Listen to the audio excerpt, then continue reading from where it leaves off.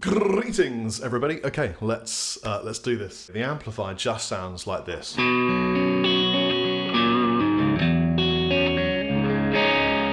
It's the best distortion pedal I've ever owned. It's the most I've enjoyed owning a thing as well. It's quite big, so fitting it on my little pedal board for a fly date isn't ideal. It looks stunning. I mean, it really is like owning a piece of outboard studio gear, because it is. You're gonna love that this studio is WYSIWYG. It's what you see is what you get. It's analog, it's based upon the Benson preamp, sounds amazing. I tuned this to work really well tapped for that kind of Jimmy type sound, which I'll give it a little bit of reverb. I'll talk about this in a bit.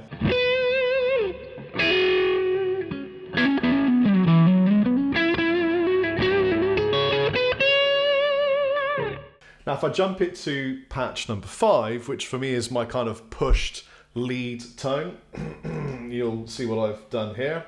And there are a few changes that I've programmed in that I'll talk you through, but this is my lead sound.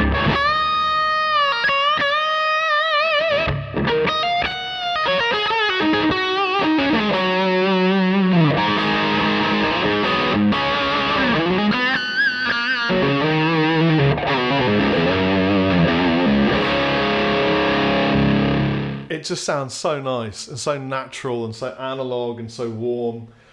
In reflection, now that I'm up to a bit more volume than normal, it's a little bit dark. So what I could do is I can just change this live while you're watching. So let's have a think.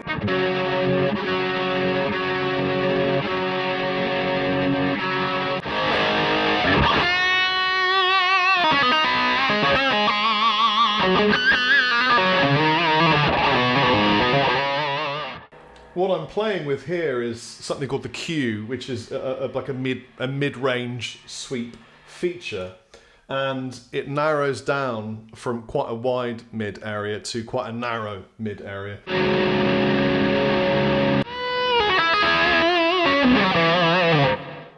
Yeah, I mean, that sounds good. You just press and hold this, it flashes, and it saves. Just going from the buttons, you've got jump, which allows you, like I said, to jump between one patch to another patch. Now, if I remove the jump, it will just cycle through the patches in order. So if I go to patch 1 and activate it,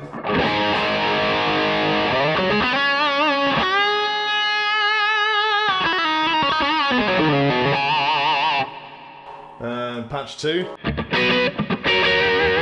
I really like that one. Number 3.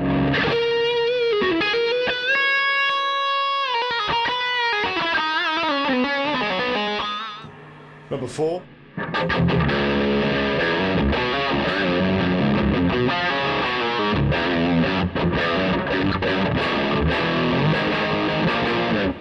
Number 5. That's my lead tone, you've heard that one. The mids places the mid circuitry either off, so you're not using it at all, or in front of or behind the preamp.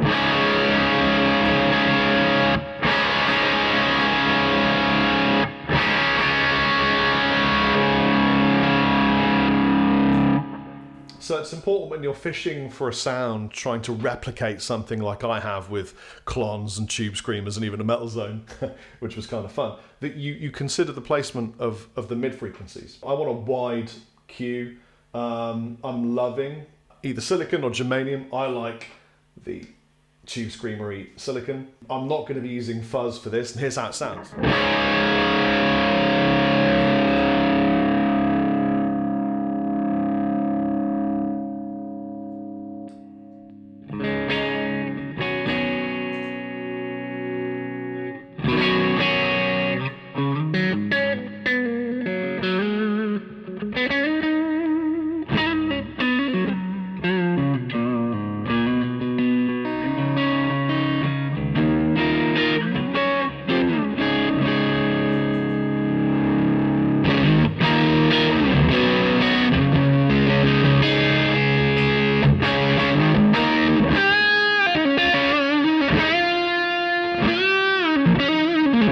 let's add some fuzz. We'll do a nice open fuzz. Bring that back a bit. Remove a lot of the bass. In a fuzz, that's kind of a good idea. Add a bit more mid.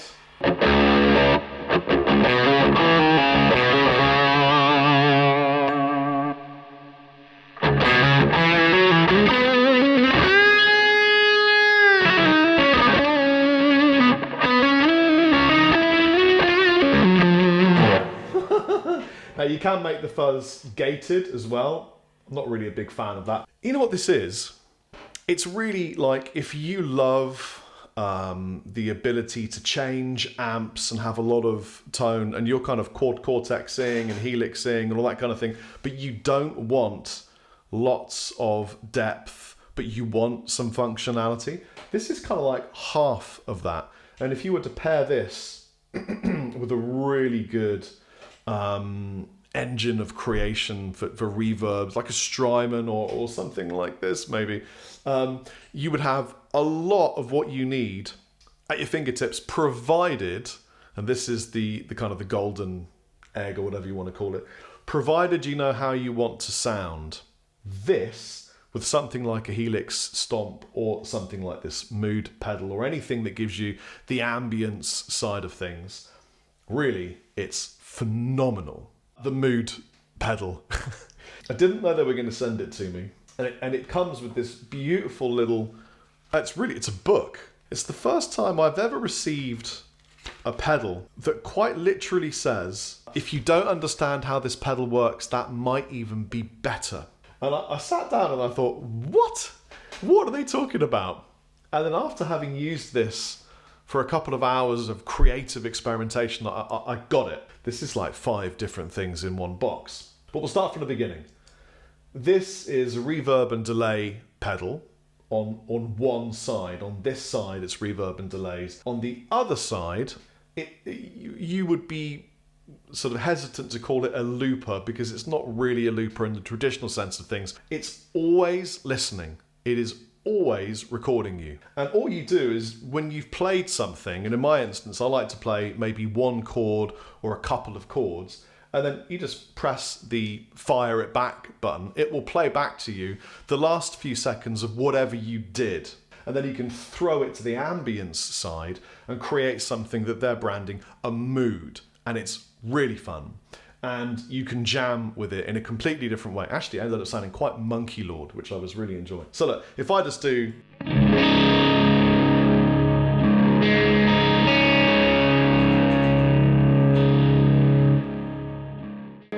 So it's recorded what I was doing. And now I can play with it. Play with the length. Modify it. Squash it. I can change the clock, which effectively changes the pitch in this instance. But now I can throw it to the ambient side.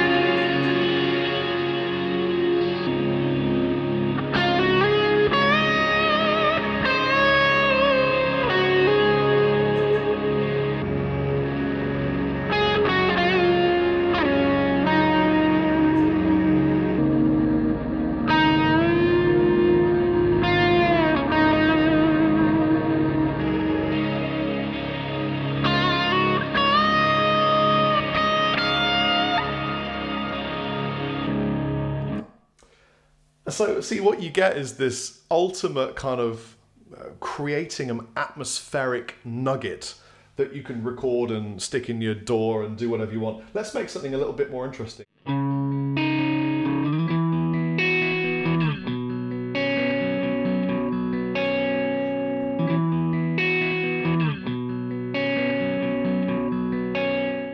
I'm dropping the mix down so I can talk to you, but I'm now going to mess with this monumentally and see what you can do if I crush it.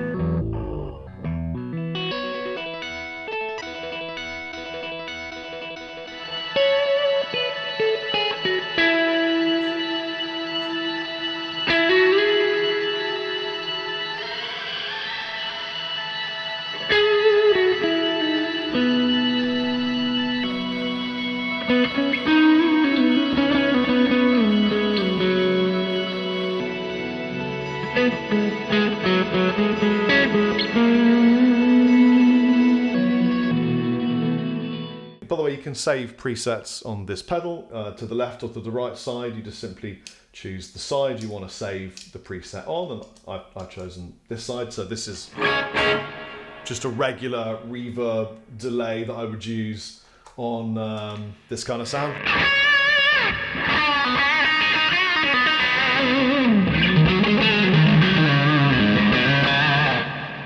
And of course I can reduce the mix and the time and everything. You can really use it as a regular reverb or delay pedal.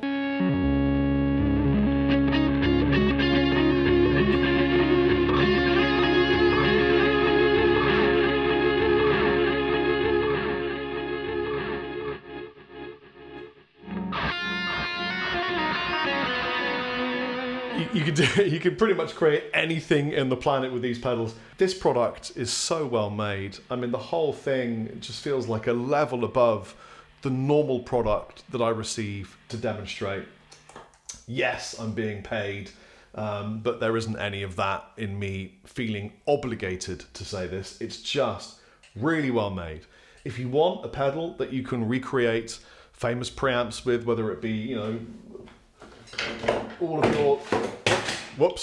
of your different colors of green box or whatever it is that you wanted to put into one thing, you really can't go far wrong. It's analog, it's simple, it's WYSIWYG. Yes, it's a bit pricey, but man, it's a beautiful thing. Have a great day. Take it easy. Left-handed salute, Chappers out.